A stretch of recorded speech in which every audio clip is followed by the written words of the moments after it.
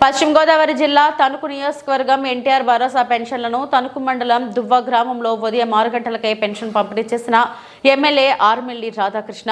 ఉదయం 6 గంటల నుంచి తొలి రోజే 98% పెన్షన్లు పూర్తి చేసేలా పనిచేస్తున్నామన్నారు.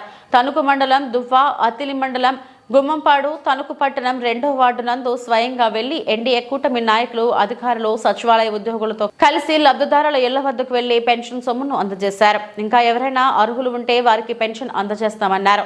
తణుకు నియోజకవర్గంలో 15,29,00,000 రూపాయల సొమ్మును 34,848 మంది లబ్ధిదారులకు అందజేస్తామన్నారు.